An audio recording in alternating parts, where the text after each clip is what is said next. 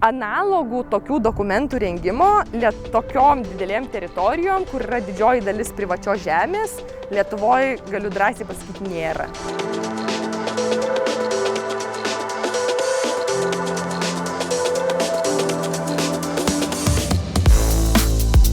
Mūsų Kauno gyventojai turbūt iki šiol dar nesuprato, kokią vertybę turi ir prireikė UNESCO paveldo sąrašo tam, kad jie tai sužinotų ir gal dabar tikrai pasikeis požiūris. Tas istorinis miesto centras, naujamiestis, yra priartinamas prie kitos Nemuno pusės. Sala šiuo atveju yra kaip tokia pereinamoji zona. Šiandien čia stovi pramoniniai pastatai, tai yra pramoninė teritorija, kaip jūs minėjot, važiuoja sunkusis transportas, gyventojų beveik nėra. Kas pasikeis? Kas laukia šitų industrinių, ačiū Dievui, dar nepaveldo statinių? Sakėt, gerai, kad ne paveldas, bet iš tiesų paveldo čia yra nemažai.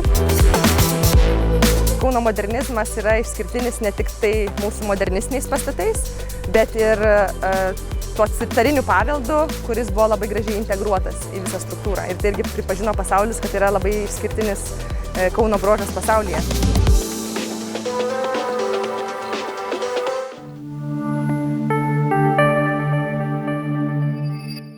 Sveiki! Šią savaitę DNA Plus tinklaladės komanda sveikina su jumis iš Kauno.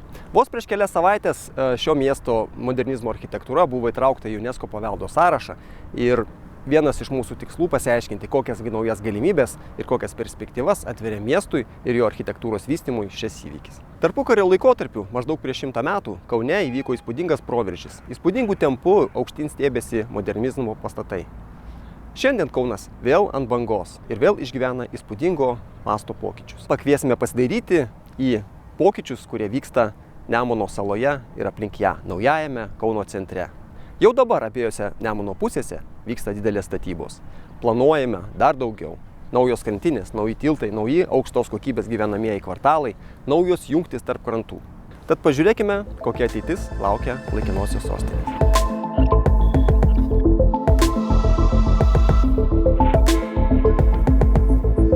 Sveiki, Živilė. Sveiki. Tiems, kas nepažįsta Kauno panoramų, pasakysime, kad mes esame šiuo metu Nemuno saloje. Ir klausimas jums. Pastaraisiais metais, gal netgi kai kuriais atvejais dešimtmečiais, toj saloje atsirado daug naujų objektų. Žalgirio arena, olimpinis baseinas, vadinamoji mokslo sala. Kokių dar objektų galima čia tikėtis ir laukti? Ir kaip jūs matote visos šitos teritorijos tolesnį vystymąsi urbanistės akimis? Tai pačioj saloj objektų jau kaip ir nebeturėtų daugiau atsirasti. Nebelaukite daugiau. Gal jau gana, tačiau kas yra labai svarbu, kad yra jau dabar pastatyta viena jungtis, vedanti iš Senamiesčio į Nemuno salą prie Gaisrinės. Ir kita jungtis planuojama kitoje pusėje, kad būtų vestų iš salos į Aleksotą. Ir tai yra labai svarbus projektas dėl to, kad naujamiestis ir miesto centras, tas istorinis miesto centras, naujamiestis yra priartinamas prie kitos Nemuno pusės. Sala šiuo atveju yra kaip tokia pereinamoji zona. Čia yra tiek rekreaciniai objektai, tai sakykime, arena, baseinas, matom už nugaros teniso kortai, krepšinio aikštelės, mokslo sala, tiek tai yra miesto žalioji erdvė. Tai kur vyksta ir įvairūs renginiai, miestiečiai ateina pailsėti, pabūti. Tai tas vaidmuo salos yra labai svarbus ir tai, kad yra dabar sujungiama ir persikeliama pamažu vystymu į kitą Nemuno pusę, tai yra, manau, labai vertinga miestui. Žinau, kad visą šią teritoriją jau pradedame vadinti naujoji Kauno centru. Ar galima sakyti, kad būtent visos tos rekreacinės poilsio funkcijos yra aplamai miesto kaip organizmo egzistavimo kažkoks pokytis, ar ne? Anksčiau buvo verslo vietos buvo centras, ar ne, tos vietos, kurias įdėjo savivaldybė, buvo centras, dabar centras yra ten, kur mes galime praleisti laisvalaikį. Nevadinčiau salos kaip centru, ne? Galbūt tas centras turėtų apimti tiek ir Naujamiesčio teritorijas ir tas slenkantis centras pamažu į Naujamiesčio galą link stoties, tas pramoninės teritorijas ir pamažu slenkantis į kitą pusę. Tai galbūt reikėtų praplėsti toks, sakykim, tas administracinis centras būtų Naujamiestis, istorinis centras Senamiestis ir, nežinau, tas komercinis centras pamažu aplink Akropolį, visi tie vystomi komerciniai objektai ir gyventojai besikeliantys į kitą upės pusę. Bet centras yra ten, kur yra žmonės. Be abejo, visi komerciniai objektai, kurie yra vystomi, irgi yra svarbu prisidėti prie to gyventojų, ne tik gyventojų, bet miestiečių buvimo centre augimo. Kuo daugiau miestiečių, kuo daugiau jie vaikšto, kuo daugiau jie džiaugiasi, kuo daugiau jie pinigų išleidžia versluose, kavinėse, restoranuose, ateina paslaugas kažkas pasimti, tuo yra miesto centras gyvybingesnis, jisai patrauklesnis, atitinkamai tada čia ir norima statyti ir gyvenamuosius objektus, kur tada atsikelia gyventojai, jie irgi su savo poreikiais, tai tada tas miesto vystymasis gan stipriai užsikūrė ir tos gyvybės yra labai daug, to gyvybingumo, kuris yra miestams reikalingas.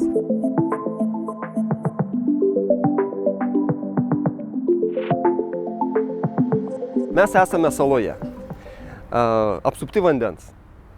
Visa, ką mes matome aplinkui, yra sausumos gyventojų pramogos. Tenisas, baseinas ir tas yra, reiškia, sausumoje, Taip. Ar ne? Krepšinis, mokslininkai sėdintys prie stalų. Kaip jūs matote vandens integravimą? Arba miesto integravimą į vandenį, arba vandens integravimą į miestą? Tai yra labai populiari ir turbūt nebereikalo tema šiuo metu. Taip, ir iš tiesų neseniai praskriejo žinia, kad Kauno miesto savivaldybė su vandens kelių direkcija sutarė, kad atgaivins šliuzo idėją. Ir tai irgi kelia viltį, kad galbūt pavyks mums atgaivinti laivybą šitoje atkarpoje. Yra čia numatyta prieplaukų. Jos jau net yra, man atrodo, viena už arenos, dar viena planuojama prie mokslo centro. Mes turim čia krovininę prieplauką, kuri nefunkcionuoja kaip krovininė prieplauka, bet yra galimybė ją kažkaip tai pritaikyti pramoginiam naudojimui. Prieplauka yra numatyta ir už koncertų salės. Tai ten tokia įlanka padaryta, kur irgi bus galimybė priplaukti pramoginiam laivam, jeigu vandens lygis leis. Tai tų kažkokių tai darbų, žingsnių, kad daugiau tų vandens pramogų būtų, yra atliekama. Iš Fredos teritorijos irgi viena vieta, kur yra paleidžiamos baidarės. Tai yra žmonės, kurie nori pasiplaukioti Nemunu ir gali gan toli nuplaukti. Tai jie yra išleidžiami ir jie gali mėgautis. Tas pats ir Neries upėje irgi yra naudojama. Tai tos vandens išnaudojimo tikrai yra nemažai ir norisi, kad dar labiau priartėtų. Ir dar žingsnių yra dedama, sakykim, dabar VGTU kartu su Kauno architektūros ir urbanistikos ekspertų taryba rengia tokią koncepciją, kurios tikslas yra peržiūrėti visas krantines. Tai visus tos, nežinau, kiek kilometrų kranto, kurį Kaunas turi, ir identifikuoti, kur galbūt bus urbanizuojama, kur liks gamtiška, kur ekstensyvi urbanizacija. Diu Architects dirbo prie vandens infrastruktūros temos ir jie irgi labai įdomių pasiūlymų turėjo, netgi kaip būtų galima surfinimo padaryti tokį zoną prie Heso, kai natūraliai yra išleidžiamas vanduo, didelė srovė ir tada gali žmonės surfinti. Ir iš tiesų tai yra pasaulyje yra pavyzdžių, kai tai yra įmanoma.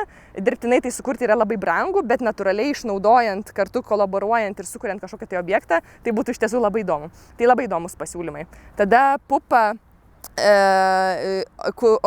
kuria irgi koncepciją Karaliaus Mindaugo krantinės regeneracijai ir kartu peržiūri, gal yra įmanoma kažkaip tai pergalvoti mūsų Karaliaus Mindaugo pločius. Ir kaip transportas galėtų veikti, sakykime, jeigu Minkovskių gatvė susitvarko ir ten padaugėja juostų kiekis, galbūt čia yra įmanoma kažkaip tai sumažinti ir priartinti žmonės prie upių.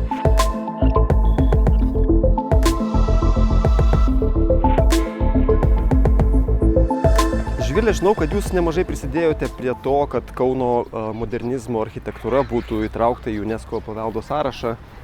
Kaip manote, kokią tai įtaką turės miesto plėtrai, kokią tai įtaką galbūt kaip tik turės šito paveldo išsaugojimo ateityje? Iš tiesų buvau viena iš komandos narių, vienintelė urbanistė ir buvo labai įdomus procesas sukurti tą naratyvą, apie ką šitas mūsų Kauno modernizmas yra. Ir Kauno modernizmas yra išskirtinis ne tik tai mūsų modernistiniais pastatais, bet ir tuo cariniu paveldu, kuris buvo labai gražiai integruotas į visą struktūrą. Ir tai irgi pripažino pasaulis, kad yra labai išskirtinis Kauno bruožas pasaulyje. Visų pirma, turės įtaką UNESCO to statuso gavimas turizmui. Tai pritrauks nemažai lankytojų. Ir vienas, kas jau įvyko, girdėjom, tai kelios dienos po to, kai Kaunas tapo sąrašo dalimi, ekskursijos po Kauno modernizmo objektus buvo iššluotos visiškai. Tai vadinasi, tas susidomėjimas ir noras suprasti, kas čia per objektas ir labiau jį pažinti, išaugo. Atitinkamai išaugs ir žmonių noras saugoti tai, ką jie supranta, kad yra vertinga, bet tam reikia, kad jie suprastų, kas yra vertinga.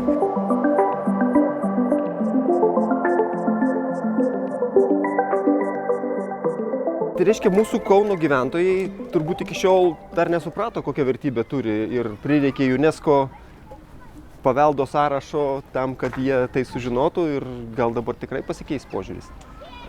Manau, Naujamiesčio ir Žaliakalnio gyventojai jau senai suprato tą vertę.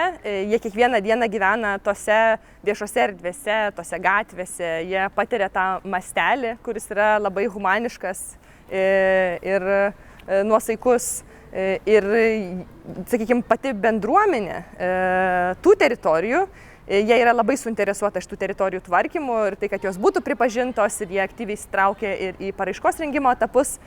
Visiems kitiem kauniečiam ar gal visos Lietuvos gyventojams suprasti ir iš naujo pamatyti tas vertes, tai, kas mums buvo įprasta, mes matėm kiekvieną dieną ir staiga tai unikalu pasaulyje. O kodėl tai unikalu? Kuo mes šitokie unikalūs? Tai čia bus didelis darbas savivaldybės papasakoti, išskleisti, apie ką čia yra tas mūsų nominacija, kodėl mes esame tokie išskirtiniai, kodėl pasaulio šalys, kurios net nėra Europos šalys, pamatė kažką mūsų paraiškoje unikalaus ir suteikė mums šitą nominaciją. Tai vadinasi, vienaip ar kitaip gaunasi, kad kokybės standartas šitose teritorijose jau dabar yra aukštas. Šitas teritorijos yra saugomas paveldosaugos dokumentų, bendram plane jos yra išskirtos kaip unikalios. Dabar įstatymai nesugriežtės, galbūt atsiras kažkokie tai papildomi valdymo reglamentai, kaip pati savivaldybė dirbs su šitom teritorijom. Bet pačių žmonių akise, kai jie supras, kad čia kažkas yra vertingo, kodėl tai yra vertinga, tai ta tolerancija, sakykime, nukrypimam nuo kokybės standartų bus daug žemesnė. Vadinasi, jau ne tik tai savivaldybė prižiūrės šitas teritorijas, bet ir gyventojai prižiūrės šitas teritorijas ir dabar jau mes visas pasaulis prižiūrės šitas teritorijas.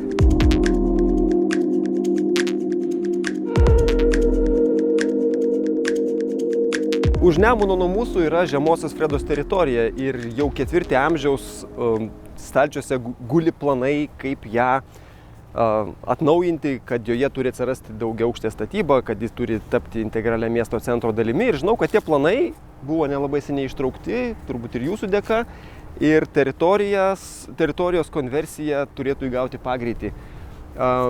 Šiandien čia stovi pramoniniai pastatai, tai yra pramoninė teritorija, kaip jūs minėjot, važiuoja sunkusis transportas, gyventojų beveik nėra. Kas pasikeis, kas laukia šitų industrinių, ačiū Dievui, dar nepaveldo statinių, ko jūs norėtumėte šitai teritorijai? Transformacija įvyks tarp Čiurlionio tilto ir Čiurlionio koncertų salės būsimos, arba tarp 2 tiltų. Ir tai yra 62 hektarai, kurie 97 metais buvo parengtas bendrasis detalusis planas, kur, kaip ir sakėt, buvo numatytas, kad čia bus mišrios funkcijos miesto tąsa.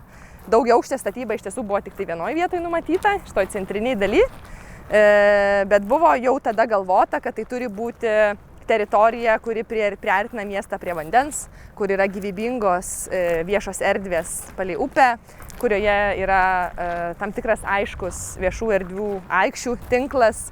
Buvo atskirta, kur yra gyvenamoji, kur yra komercinės paskirtys. Ir tai yra iš tiesų labai progresyvus dokumentas, kur didelis dėmesys skiriamas ne kvadratams, o būtent esamam teritorijos charakterio išsaugojimui, viešom erdvėm, tam mūsų vertingam šlaitui, nes mes turim vaizdą tarp šlaito ir šlaito, tas visas unikalus geomorfologinis kontekstas. Ir kaip ir sakėt, šitas dokumentas buvo ištrauktas ir atsižvelgiant į tai, kad jau savivaldybėje dėjo pastangas, kad šita teritorija pradėtų vystytis, tai buvo koncertų salės projektas, pradėti konkursai dėl tiltų, jau tada įvykę buvo konkursai dėl tilto, pradeda Nemunaičiai statytis, buvo tikslas pabandyti suvaldyti šitos teritorijos vystymąsi taip, kad jisai būtų labiau prognozuojamas, kad būtų galima žinoti, kada kur kokias gatves nutiesti, kaip prisidėti, galbūt kažką tai saugoti, kur planuoti kokią infrastruktūrą socialinę.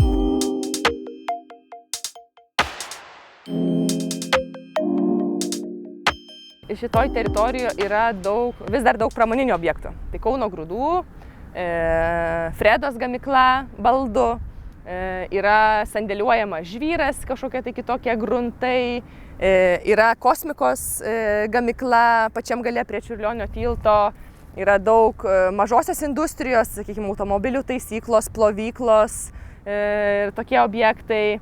Ir visa tai vis dar funkcionuoja. Dalis teritorijų jau yra šiek tiek išvalytos, galbūt su mintim, kad neužilgo čia prasidės vystymas, bet kalbant su savininkai iš tų teritorijų, visi kaip ir supranta, kad šitos teritorijos ateitis tai yra mišri miesto dalis ir vadinasi pramoniai pamažu laikas keltis. Tikrai niekas nieko neplanuoja išvaryti, yra tiesiog pačių įmonių planai kažkur tai persikelti, šitą teritoriją tampa vertinga, galbūt pardavus ir galės gamyklą kažkur kitur pasistatyti. Didžiausias iššūkis bus be abejo Kauno Grūdam. Tai yra didžiuliai elevatoriai, malūnai, kur yra vykdoma tikrai sudėtinga veikla ir jie turės, galbūt ilgesnis laikotarpis bus jiem išsikelti. Bet visi suprantam, tie įrenginiai yra jau ne pirmos jaunystės. Ir kažkaip tai tikimės, kad ras būdą juos perkelti į kitas vietas, kur būtų galima tą gamybą tęsti. Sakėt, gerai, kad ne paveldas, bet iš tiesų paveldo čia yra nemažai. Aha. Yra saugomas sandėlių kompleksas, kuris priklauso Kauno Grūdams. Tai yra tokie 6 pailgi 1,5 aukšto, sakykime, tūriai, kurie yra labai gražiai išsaugoti, tikrai labai gerai prižiūrimi, klimato kontrolė puikia, vadinasi, juos transformuoti ateityje į galerijas, loftukus, barus, kavinės bus tikrai labai paprasta. Šitas mūsų vandens bokštas yra nesaugomas, bet labai tikimasi, kad vystytojai integruos jį kažkaip į dizainą, nenugriaus ir galbūt tai taps tokia irgi charakteringa dalimi. Tada turim malūną, kuris ten prie to balto objekto, tik šis tiesiog žemiau. Toks iš tiesų nedidelis tūris, aplipdytas dar daugybės tūrių. Tai irgi malūno pastatas. Saugomas yra dalis šio elevatoriaus, tai, sakykime, ta dalis kvadratukais, tai toksai paprastas tūris, tokia maža 12 aukštų bažnyčia, kuri idealiu atveju galėtų išsivalyti ir aplinkui apsistatyti kažkokie tai kitokie tūriai ir šitas objektas atsiverti, prieš jį atsirastų tikimasi vieša erdvė, kad toksai galbūt vienas svarbiausių traukos taškų norėtųsi, kad atsirastų būtent šitoje vietoje. Dar yra administracinis pastatukas, kuris čia kažkur už krūmų yra, jis yra prie pat gatvės ir kadangi jis yra saugomas objektas, rengiant Minkovskių gatvės rekonstrukcijos projektinius pasiūlymus, netgi buvo iškreivinta gatvės ašis, tam, kad šitas pastatukas būtų galima jį išsaugoti. Jisai apgaubtas dviračių taku, jis yra integruotas su plačiu pėsčiųjų taku, vadinasi, ten ateityje galės atsirasti ledainė, kebabinė, kioskas ar dar kažkas tai ir tas objektas jau bus įveiklintas. Daugybė yra labai senų medžių, tai yra tvirtovės laikų medžiai, nes šita teritorija susikūrė būtent kaip tvirtovės laikų objektas, aptarnaujantis visas tvirtovės kitus objektus. Saugomas yra ir geležinkelis, dalis jo, dėl to tų iššūkių susijusių su kultūros paveldu čia yra nemažai.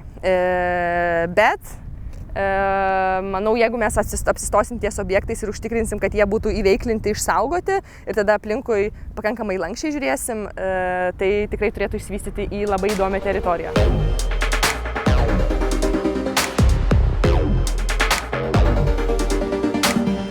Analogų tokių dokumentų rengimo tokiom didelėm teritorijom, kur yra didžioji dalis privačios žemės, Lietuvoje, galiu drąsiai pasakyti, nėra. Nebuvo patirties ir linkiu didelės sėkmės specialistam, kurie daro visą šitą darbą, nes tai yra ne tik koncepcija sudėlioti, tai yra daugybė teisinių dalykų, tai yra daugybė savininkų, tai yra ne tik tai antžeminiai dalis, bet ir yra požeminė visokia infrastruktūra, kuri savo apsaugos zonas turi ir taip toliau.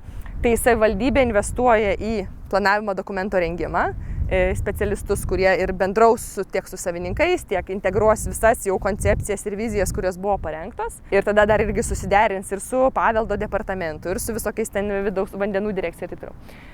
Tada yra investicija į tą kietąją infrastruktūrą. Tai yra ne tik gatvė, bet keičiasi visas požemis. Vadinasi, tai yra šildymo jau turbūt atnaujinta, bet vanduo, nuotekos, elektra, teo tinklai, viskas po žeme, dujos. Dujų nesu tikra, ar čia bus, bet jau kaip ir nelabai veda į naujas teritorijas, bet čia tai yra didžiuliai pinigai ir be abejo pati gatvė. Ta pati gatvė, kur rekomenduoju pasižiūrėti vizualizacijas, tikrai patraukliai sukurta. Mes irgi prisidėjom prie to kūrimo, buvom atsakingi už architektūrinę dalį tos gatvės. Tai kelia optimizmo.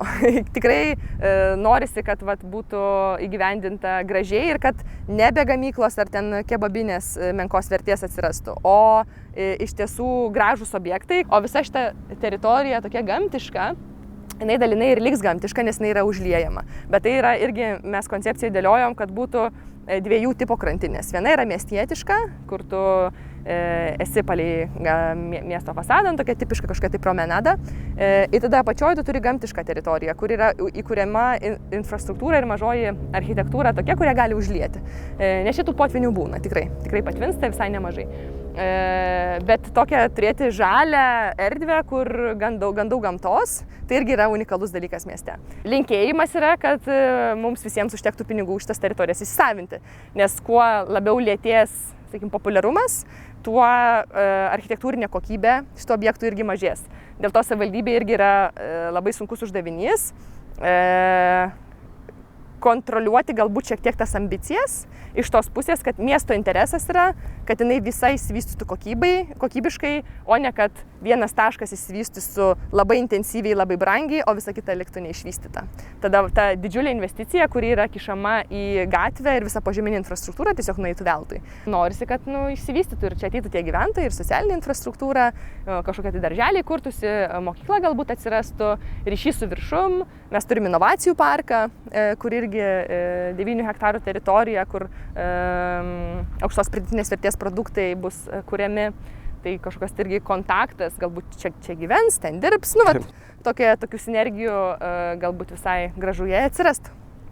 Na, aš girdžiu jūsų žodžiuose gana daug optimizmo ir man formuojasi mintise tokia paralelė su optimizmo architektūra kitoje upės pusėje.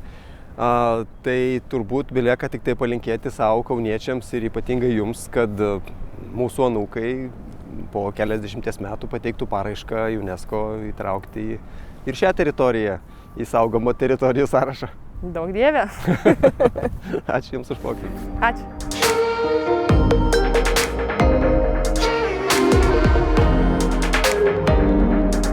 Dar visai neseniai Kauno Nemuno saloje nebuvo į ką pasižiūrėti. Šiandien čia krypsta visų akis ir ne vien tik tai dėl įspūdingos architektūrinės kokybės, bet ir dėl to, kokią ambiciją demonstruoja sparčiai augantis Lietuvos miestas Kaunas. Visa tai be abejonės virs tvirtų žingsnių į naują klestinčio miesto erą, o mes pristatysime visus pokyčius ir jums. Dėl to nepamirškite prenumeruoti mūsų YouTube kanalo ir sekite tinklalaidę DNA+. Iki kitų susitikimų.